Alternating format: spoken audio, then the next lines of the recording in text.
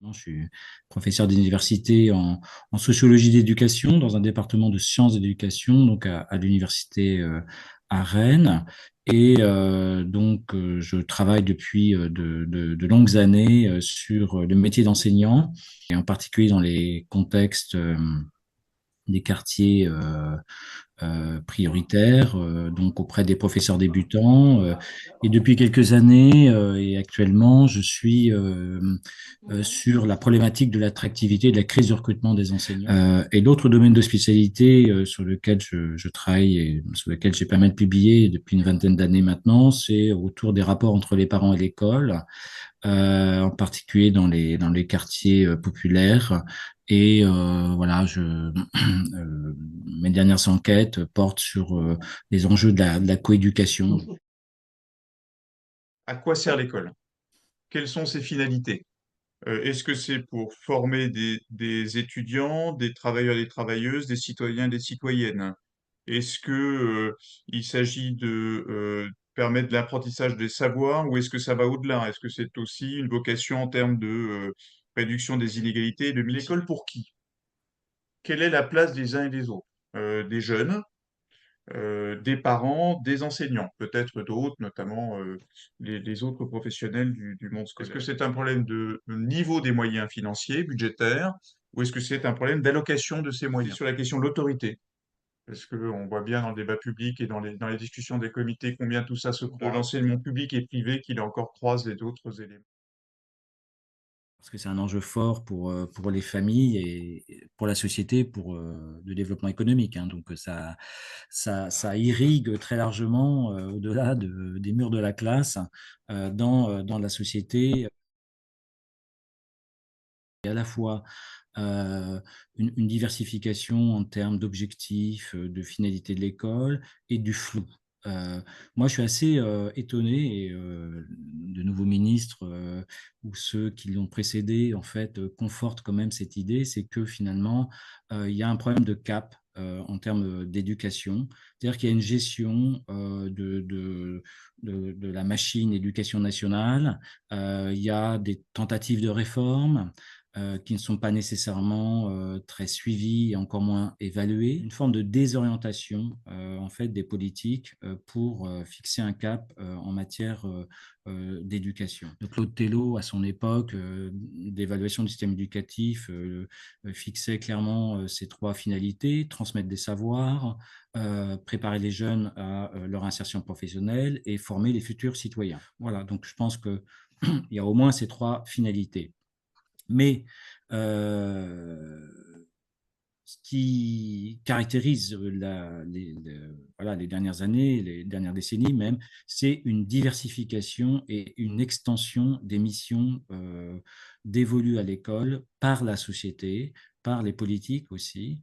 Et les enseignants, avec qui je suis pas mal en contact, disent volontiers que finalement, leur métier qui, dans sa fonction princeps, consiste quand même à transmettre des savoirs qu'ils maîtrisent, eh bien, cette mission, elle est aujourd'hui prise dans un ensemble de tâches, d'activités, de préoccupations multiples, qui fait que il y a une difficulté à effectivement exercer le métier auquel on s'était destiné du côté des enseignants. Il y a une difficulté pour l'institution scolaire à maintenir un cap dans ses objectifs et ses priorités.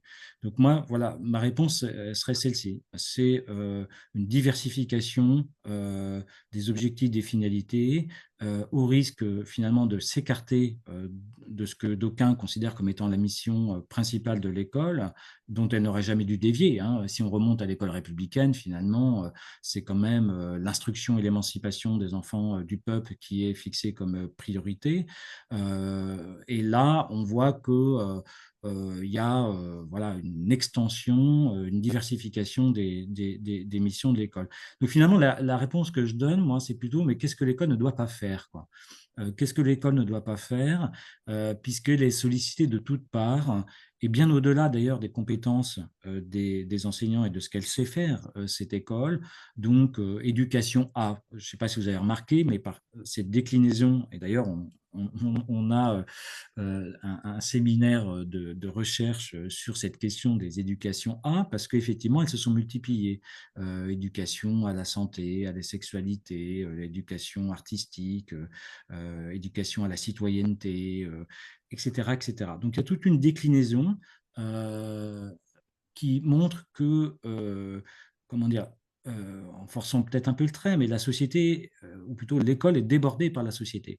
Vous voyez, l'intrusion de la société dans l'école fait que, du coup, elle est en charge, qu'elle le veuille ou non, qu'elle y soit prête ou pas, à devoir assumer une diversité de missions et de tâches. Et ça, je crois que ça sème le trouble au niveau des enseignants individuellement, au niveau des équipes et au niveau même de l'institution scolaire, qui est un peu sans, voilà, à s'interroger certainement sur ce qu'elle doit faire. Et l'une des conséquences, peut-être, c'est une diversification euh, qui s'accompagne d'ailleurs d'une hiérarchisation des enseignements dans les établissements scolaires. D'ailleurs, on a ce qu'on appelle une contextualisation de plus en plus forte. On a des établissements qui sont de plus en plus différenciés dans ce qu'ils font réellement avec les élèves, parce qu'il y a une territorialisation de l'action et parce qu'il y a cette contextualisation où on va faire en fonction des publics qu'on accueille dans l'école. Donc certes, il y a de grandes priorités qui peuvent être énoncées, quoique moi je trouve que, comme je le disais, les ministres sont quand même très flous, voire silencieux sur la question des finalités, comme si eux-mêmes ne savaient plus finalement quelle finalité donner à l'école. Mais sur le terrain, il faut bien que les acteurs quand même se donnent des objectifs, et ça se gère à un niveau beaucoup plus contextuel. Enfin, Comment se fait-il que, il y a comme un refus du seul obstacle sur l'éducation nationale? C'est-à-dire, pourquoi les politiques ne sont pas à même de fixer un cap? on a quand même une succession de lois depuis 1989, 2005, 2013, 2019, et qui sont des lois importantes. Il y a des choses qui sont énoncées, mais elles ne sont pas suivies dans leur mise en œuvre et encore moins évaluées. Et la succession des ministres participe, je dirais, de cette désorientation normative au sens de mais qu'est-ce qu'on veut confier comme mission à l'école? Donc, il y a une succession de réformes, et ça, tout le monde le constate. Les enseignants, les équipes pédagogiques s'en plaignent, sans doute à juste titre, hein, parce qu'il y a un effet d'empilement et plus que d'imbrication. Vincent Payon met en place le dispositif plus de maîtres que de classes, qui vise à ce qu'il y ait un deuxième enseignant, en quelque sorte, ou un assistant pédagogique dans la classe pour apporter in situ de l'aide aux élèves en difficulté.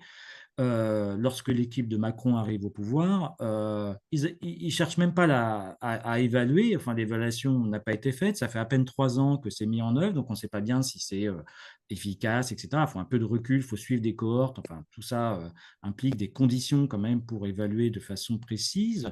Et on met en place un dédoublement des classes, bon, qui est une mesure qui est présentée comme voilà, une mesure très volontariste en faveur des élèves des quartiers populaires. Bon, dans l'économie générale, ça ne change rien, puisque plus de maîtres que de classes, vous voyez, de surcoût, finalement, il est déplacé sur le dédoublement des classes.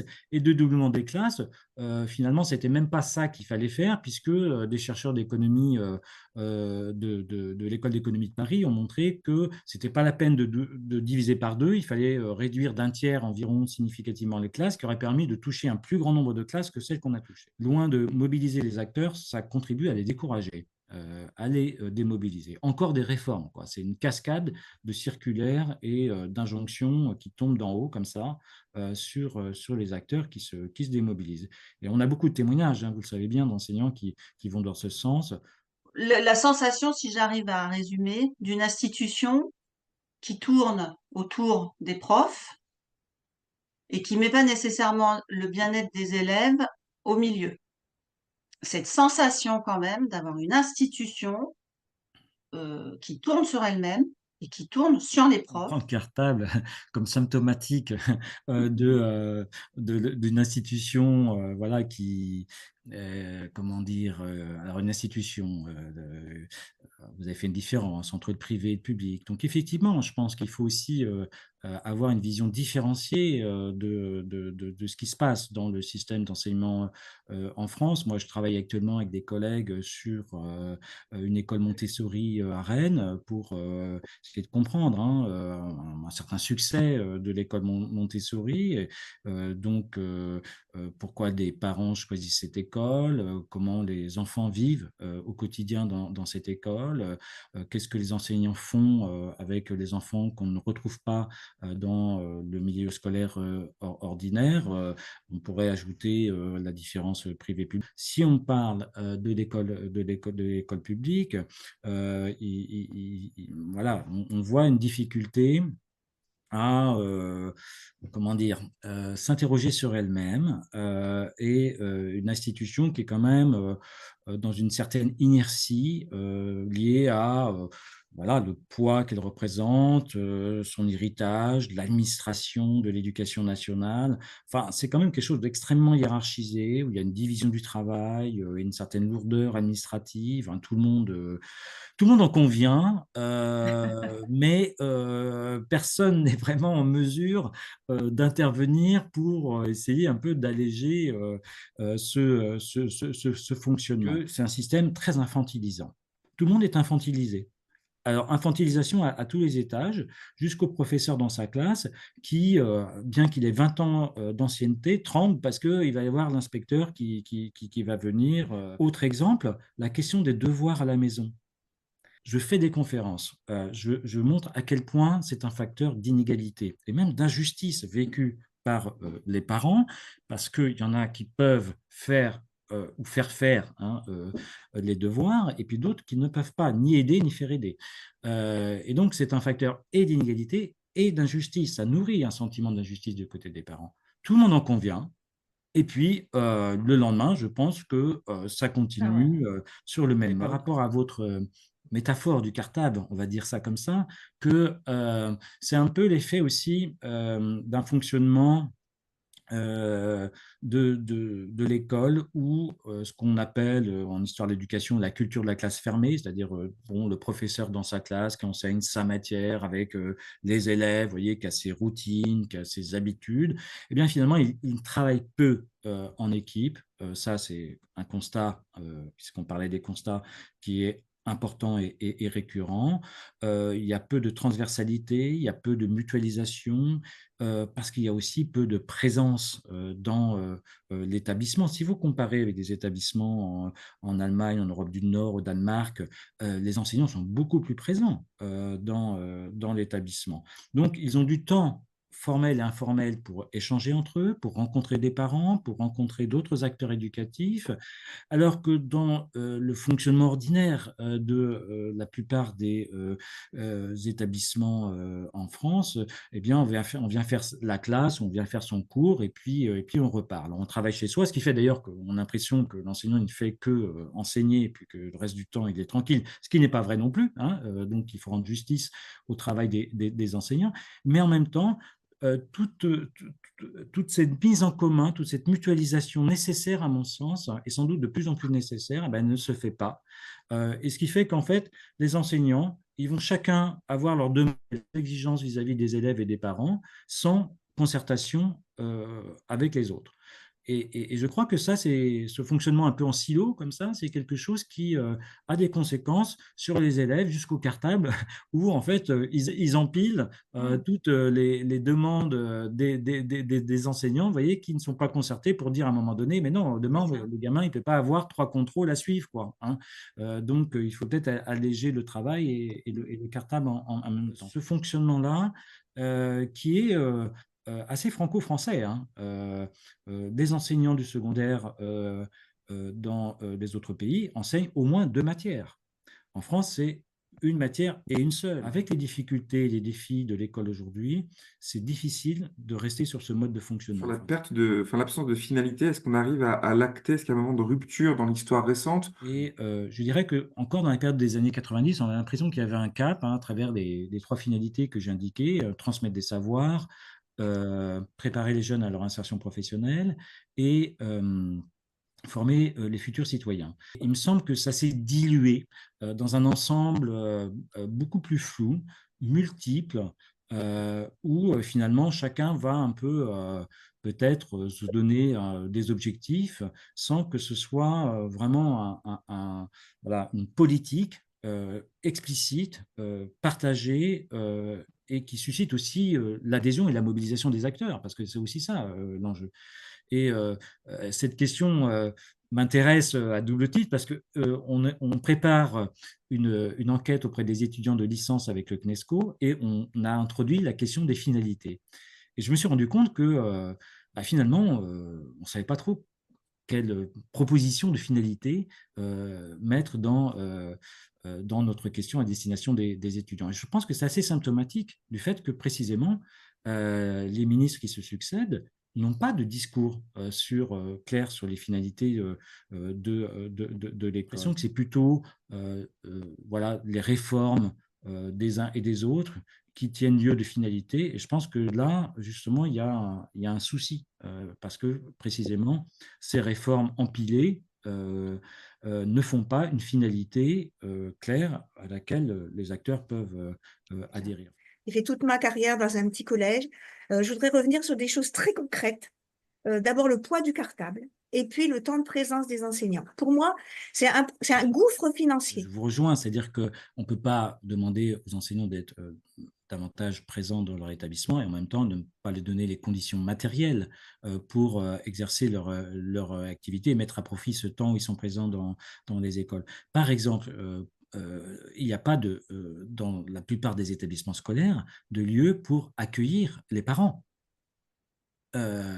On parle des relations parents-école, on parle de la nécessité du dialogue entre les enseignants et les parents, mais vous allez dans les établissements scolaires, il n'y a pas de lieu dédié pour que les enseignants accueillent, non pas dans leur classe, à supposer qu'ils en aient une, mais dans un lieu dédié voilà, où effectivement ils peuvent prendre rendez-vous avec les parents, accueillir des parents qui les attendent, avoir des temps qui soient voilà, prévus pour rencontrer les parents. Donc c'est un peu paradoxal, on va dire, puisque en même temps on veut faire une priorité de la coéducation et de la relation entre les enseignants et les parents, et en même temps sur le terrain on ne voit pas comment concrètement cette relation peut avoir lieu, puisqu'il n'y a pas de lieu dédié, ni même de temps dédié d'ailleurs, ça reste à l'initiative des uns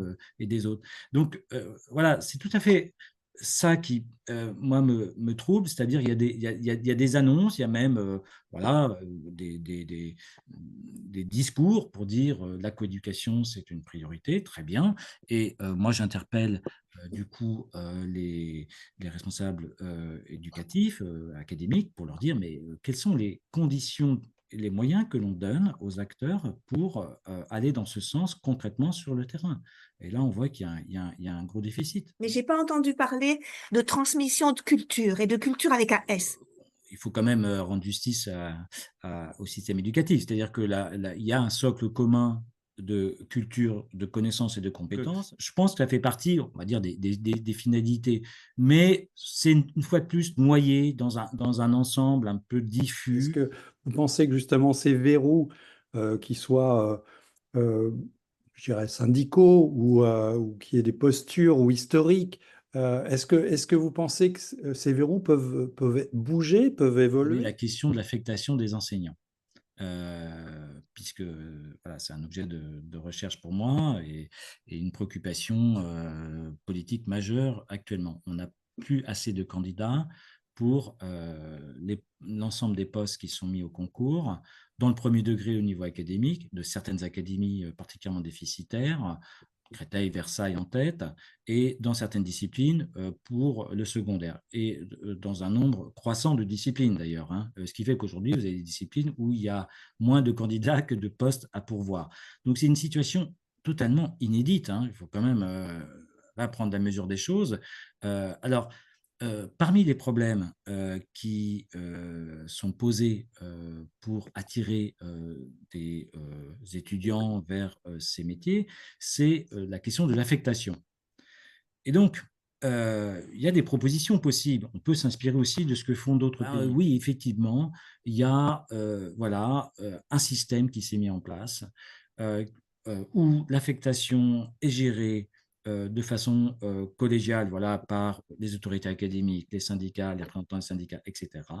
Et sur la base d'un barème de points et de leur place au concours, les enseignants sont affectés. Mais voilà, nombreux sont les enseignants à être affectés dans des académies non choisies, des académies difficiles, déficitaires en poste, où ils se retrouvent en difficulté et où finalement leur difficulté, ça va être aussi la difficulté des élèves, hein. Un enseignant en difficulté, ce sont des élèves en difficulté également.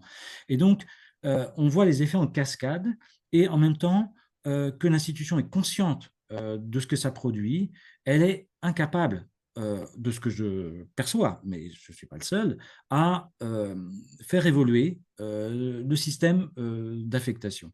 Donc, il y a des propositions, paquebot qui se déplace lentement sur son air, comme disent les marins, et puis en même temps qui est quand même en train de piquer du nez, là, qui est en train de sombrer doucement. Et il y a quelque chose de vrai quand même dans cette image inquiétante, hein, parce que si on regarde les performances du système, si on regarde des inégalités dans le système, si on regarde la souffrance d'une partie des professionnels, on se dit que quand même il y a quelque chose qui ne fonctionne pas très très bien. Et en même temps qu'on dit ça, qui devrait nous interpeller, qui devrait provoquer une espèce de choc, eh bien, la machine continue, de façon inexorable, sur la même Vous route. dites que vous avez des propositions et qu'en fait, vous savez d'ores et déjà que ces propositions, elles seront écoutées, mais rien ne sera fait. Et du coup, je me dis, mais pourquoi? C'est par manque de Des moyens? résistances de la part d'une diversité d'acteurs, une pluralité d'acteurs qui sont un peu en situation quand même de décider. C'est vraiment un système, quoi, quelque chose qui est clos sur lui-même, où les liens sont très, très étroits entre les différents éléments qui composent ce système. Vous voyez, il y a beaucoup d'interdépendance fonctionnelle. Pour débloquer quelque chose, c'est très, très compliqué, hein. Et donc, ça se noie dans les sables, et puis finalement, bon, voilà, ça n'aboutit pas, même si on trouve que c'est une bonne idée, même s'il y a eu de la concertation, même s'il y a eu l'apport des travaux des chercheurs, etc.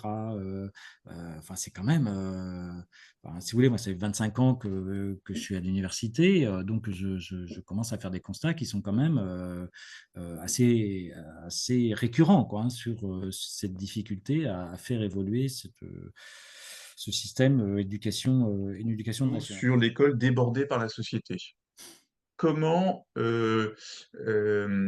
recréer collectivement un courant pour que ce paquebot se remette dans un sens qui serait celui de la société? Est-ce que l'école devrait être au service de la société, clarifier les finalités et le bien-être des jeunes dans une conception très globale? Est-ce que ça a du sens d'en faire la finalité centrale de l'école? La loi d'orientation de 1989 dit que l'enfant est au centre du système éducatif. Ce n'est pas rien quand même, hein. Alors, une fois de plus, c'est dans les textes, c'est pas nécessairement dans les pratiques, hein, mais c'est un renversement total, hein. C'est-à-dire, on ne part plus de l'enseignant et de ce qu'il va transmettre, on part de l'élève et de ce qu'il est en capacité d'apprendre, selon son intérêt, selon ses motivations, selon ses dispositions. Donc, je trouve que voilà, le système prend quand même la mesure de la place qu'il doit laisser à l'enfant, aussi aux jeunes d'ailleurs, hein. Il y a eu des droits des lycéens qui ont été considérablement développés dans les années 90.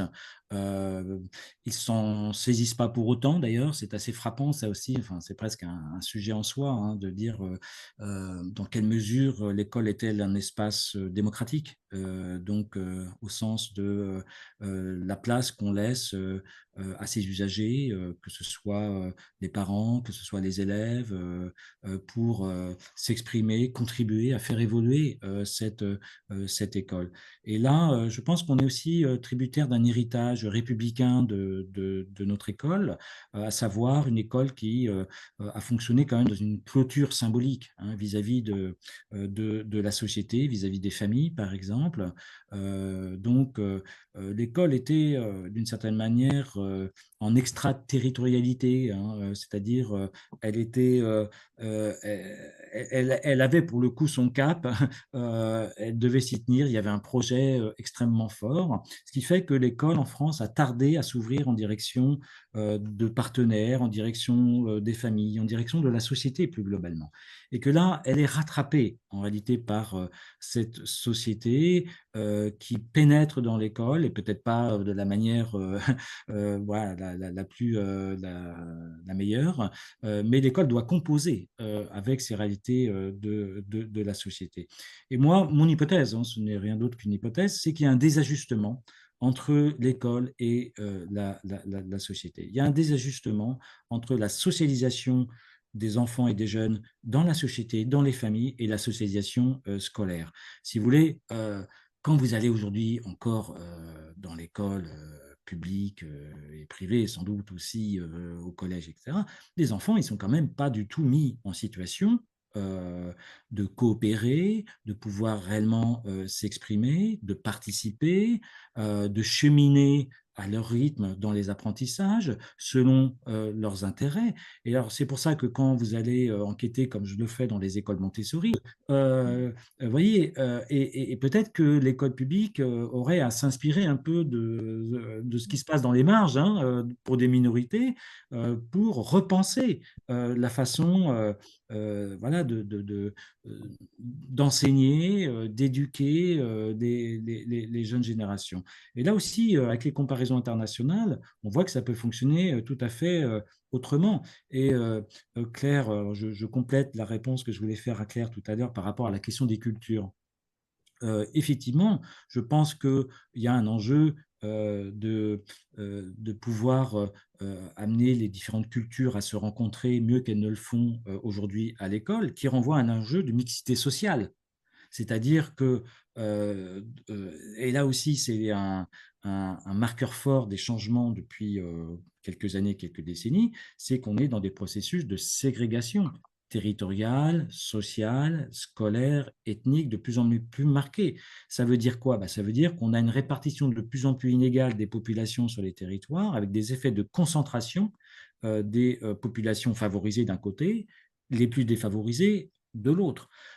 Et quand on dit les populations défavorisées, on a une surmentation de familles migrantes, immigrées, etc. Et donc ce processus, lui aussi, à mon avis, inquiétant, hein, pour la cohésion sociale, inquiétant en termes d'inégalité scolaire, parce que ça a des conséquences sur les inégalités scolaires, il contribue à fragmenter l'école aujourd'hui dans la société française. Et évidemment, c'est difficile d'agir pour retrouver de la cohésion, parce qu'il faut agir pas simplement sur les politiques scolaires, il faut agir sur la politique de la ville, il faut agir sur l'urbanisation, il faut agir sur voilà, la manière dont on organise la collectivité à l'échelle des territoires. Donc, cette fragmentation, cette ségrégation, elle va à l'encontre de l'idée que les cultures puissent effectivement se rencontrer et que chacun puisse apprendre de l'autre dans sa différence. Donc, c'est le contraire qui se produit, hein. C'est que vous avez des écoles qui sont de plus en plus marquées du point de vue de l'origine ethnoculturelle des élèves. C'est tout à fait clair. Et ce processus, il s'est aggravé depuis une vingtaine d'années et il a des conséquences non seulement scolaires, mais sur le lien social, sur la cohésion sociale, sur le sentiment d'appartenance à un même ensemble national. Si on regarde les moyens dans les comparaisons européennes, donc la France a une dépense d'intérieur d'éducation qui est plutôt supérieure euh, à la moyenne des pays de l'OCDE. Hein. Donc on dépense plutôt plus et la dépense intérieure d'éducation a progressé plus vite que la richesse nationale, que le PIB, quoi, hein, produit intérieur brut. Donc on ne peut pas dire qu'on n'est pas un pays qui consacre un effort budgétaire significatif pour l'école. Ça, on ne peut pas le dire. Depuis 1981, l'éducation nationale est le premier budget de la nation et il va le rester par-delà les alternances politiques. Donc, je crois que nos politiques ont conscience de l'enjeu de l'école. Dans les années 80, la France était plutôt dans un retard de scolarisation, c'est-à-dire qu'elle avait une population active qui était moins qualifiée que ce qu'on avait en moyenne dans les pays de l'OCDE. Donc, elle a rattrapé ce retard, si on en juge par la part des jeunes d'une génération qui accède au bac, qui poursuit ses études. Donc, il y a un niveau de diplomation de la population qui est aujourd'hui un peu supérieur même à ce qu'on a dans l'OCDE.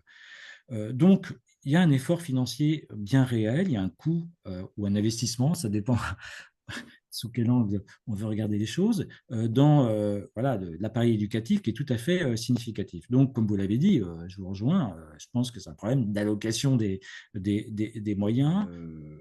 Voilà, insuffisant quant à la rémunération des enseignants, quant aux moyens pour peut-être mener des actions pédagogiques innovantes dans les établissements scolaires, aux moyens peut-être d'équipements numériques et voilà, autres supports. Alors, c'est très contrasté, puisque, comme vous le savez, s'agissant du secondaire, ce sont les collectivités territoriales aujourd'hui qui donnent les moyens. Donc, l'État ne peut pas tout non plus. Hein. À un moment donné, c'est lui qui délègue, ce sont les collectivités qui font des choix.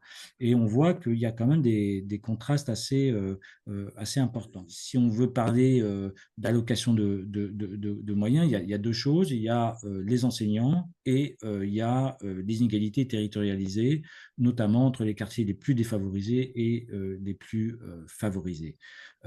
Donc ça, c'est quand même quelque chose qui est bien documenté par la recherche, hein. C'est-à-dire que finalement, des élèves des quartiers défavorisés, on ne leur donne pas plus en réalité. Parce que comme ils ont une masse salariale qui coûte moins cher, parce que ce sont des jeunes profs ou des contractuels, voire des non-remplacements d'enseignants, au final, si vous voulez, le coût élève, il n'est pas supérieur, il est même inférieur à ce qu'on a dans des villes ou Paris intramuros, par exemple. La rémunération des enseignants en France, c'est une des plus basses des pays d'Europe.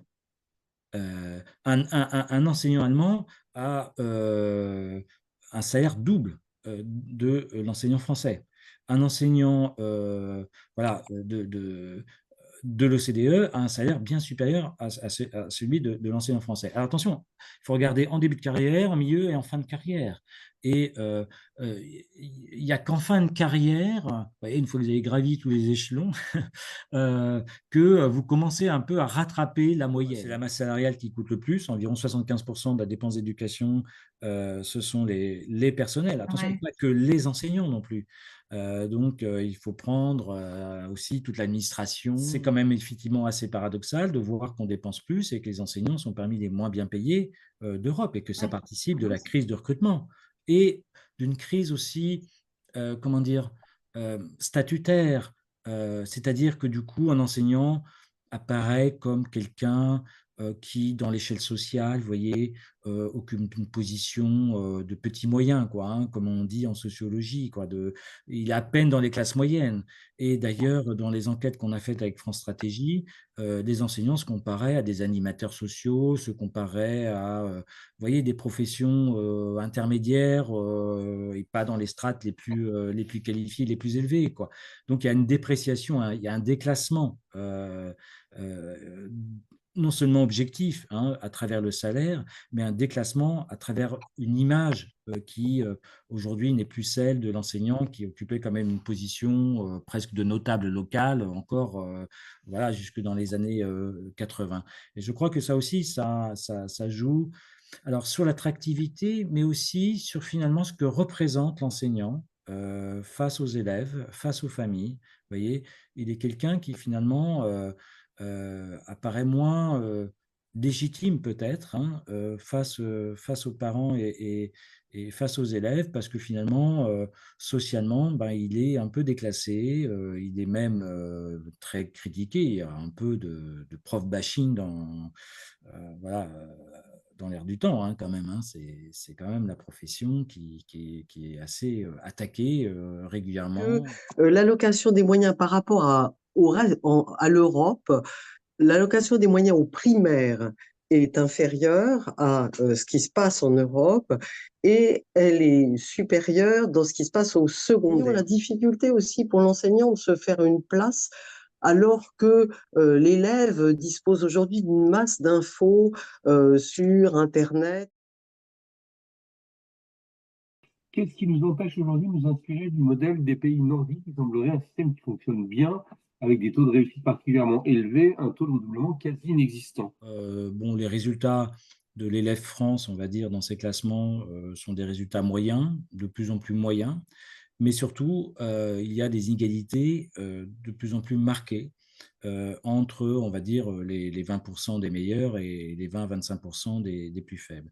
Et l'écart se creuse parce que les plus faibles sont de plus en plus faibles dans leur performance. Non pas que les meilleurs soient encore meilleurs, mais les faibles donc voient leur performance se dégrader dans ces évaluations PISA. Donc ça, c'est quand même une mauvaise nouvelle et l'explication qui est avancée hein, par les organismes internationaux et puis par la recherche en France, c'est une explication sur une base sociale, c'est-à-dire que la détermination sociale pèse lourd sur les inégalités face à l'école, ces inégalités d'apprentissage et de réussite scolaire. Mais je crois que cette inégalité sociale, il faut la croiser avec ce qu'on disait sur la ségrégation territoriale et sociale et scolaire. Parce que qu'est-ce que ça fait, la ségrégation aux inégalités? Eh bien, ça rajoute une inégalité sur des inégalités individuelles, en quelque sorte.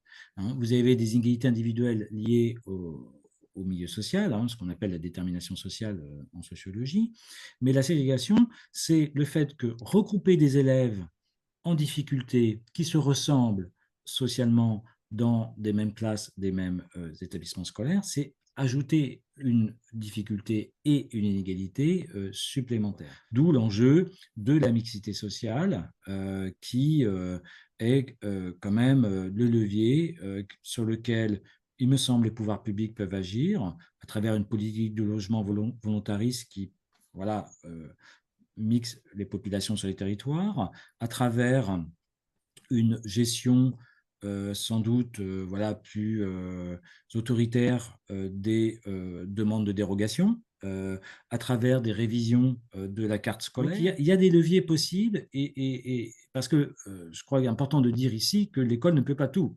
L'école peut mieux faire, c'est certain, mais l'école ne peut pas tout.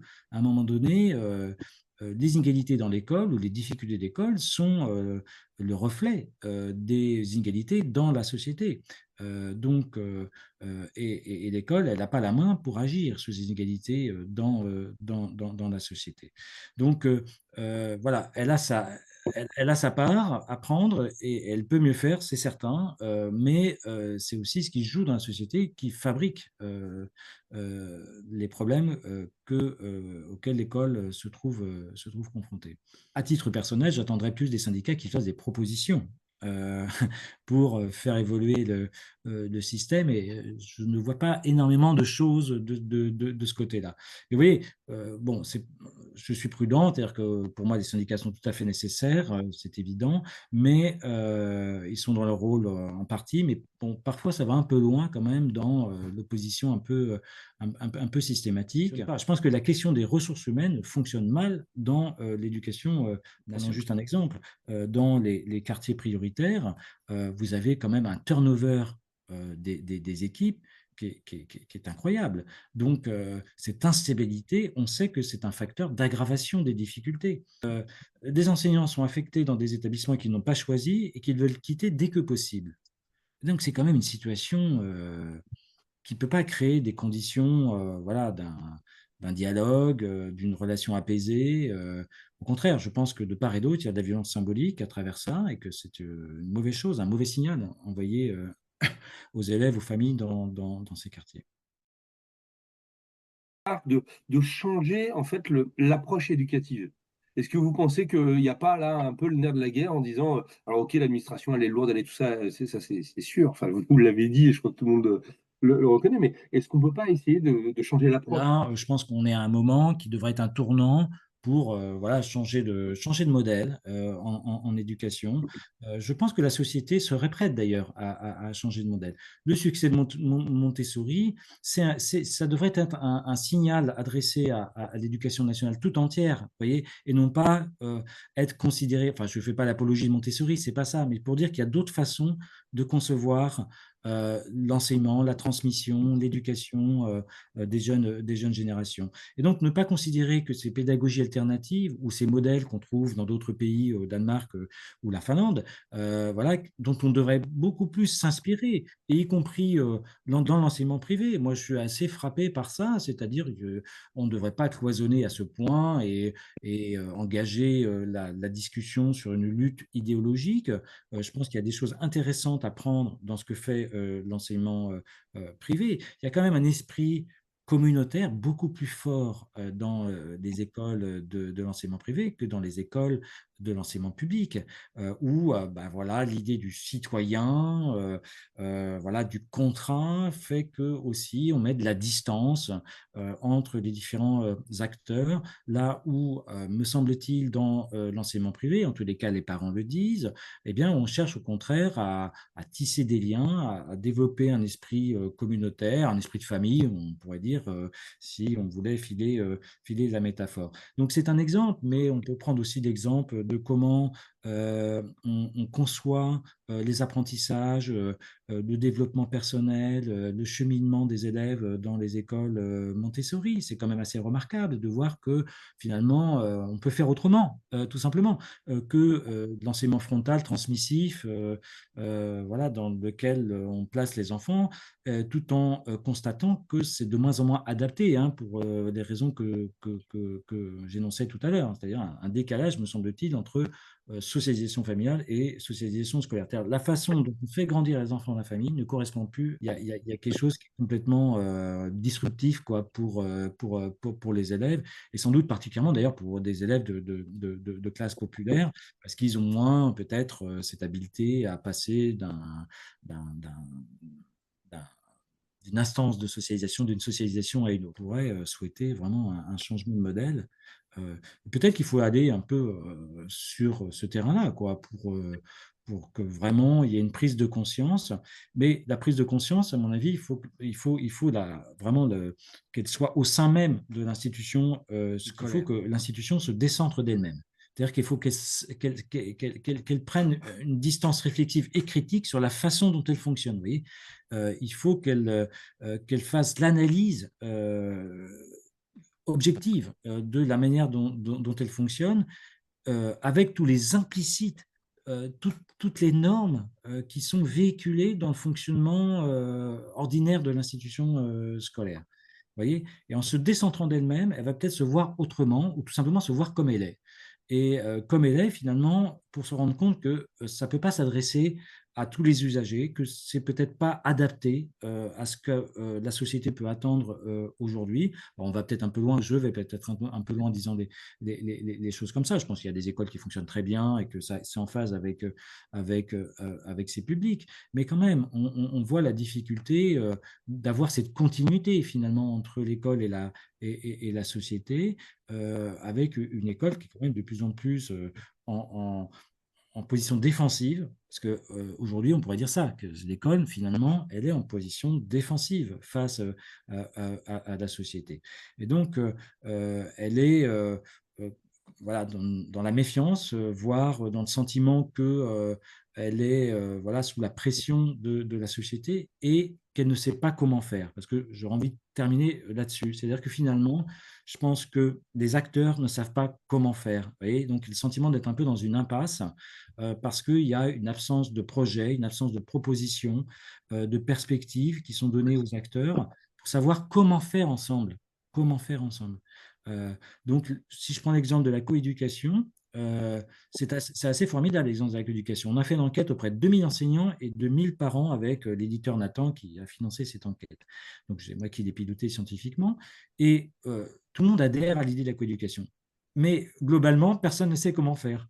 Donc, oui, la coéducation, et c'est d'ailleurs dans la loi de 2013, très bien. Donc, voilà, les politiques soutiennent, les acteurs adhèrent. Donc, allons-y vers cette coéducation. Et quand on essaie de voir ce que ça recouvre et comment font les acteurs, en fait, ils disent qu'ils ne savent pas comment faire la coéducation. Vous voyez, donc la question de la mise en œuvre, je reviens sur ce point, elle me semble très, très importante. Et on a des acteurs qui sont un petit peu en panne de solutions pour agir dans les perspectives qu'ils souhaitent ou qui leur sont données hein, par les pouvoirs publics. Donc, je pense que voilà, il y a une attente un peu de solutions. Je pense que l'institution, ce n'est pas les institutions d'un côté, les acteurs de l'autre, ce sont les acteurs qui font l'institution. Donc, voilà, c'est la perspective qui est la mienne, sociologique. L'institution, ce n'est pas un espèce de monstre froid indépendant des acteurs, ce sont les acteurs qui font l'institution. Donc, il faut redonner du pouvoir d'agir aux acteurs pour qu'ils puissent agir sur l'institution. Depuis récemment, je dirais peut-être 15 ans, 10 ans, il y a beaucoup de privatisation de l'enseignement supérieur. On a l'impression que maintenant, si on ne fait pas une prépa, on peut pas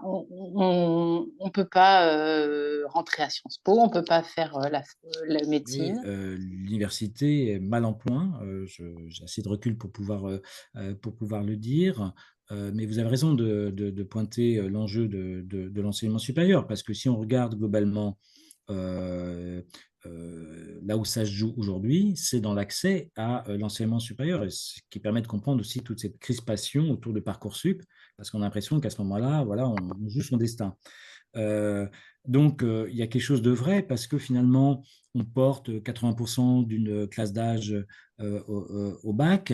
Ça va sans doute continuer de progresser, ce qui pose toute la question d'ailleurs de maintenir cet examen républicain, dit-on.